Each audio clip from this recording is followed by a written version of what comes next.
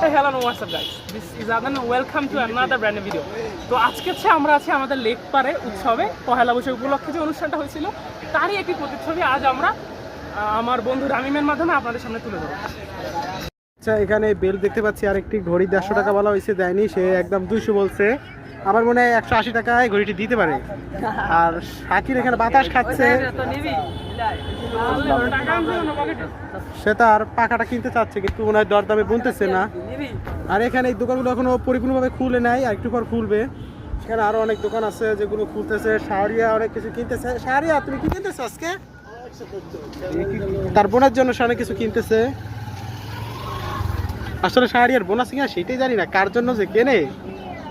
আর এখানে Adnan money bag মুখে রাখছে।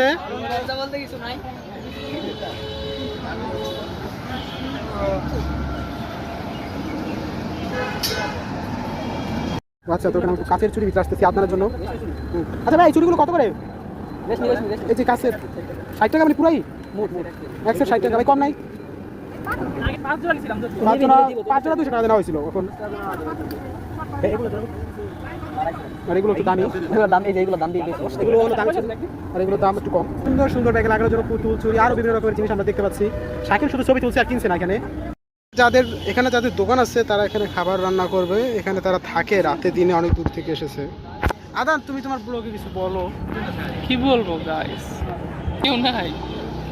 আর এখানে আমার একটা বন্ধুরা একটা মেলায় এসে পুরো একটা ফোন পেয়েছে। এই ফোনটি যদি আপনাদের কারো হয়ে থাকে অবশ্যই আমাকে নক দিবেন কমেন্টে।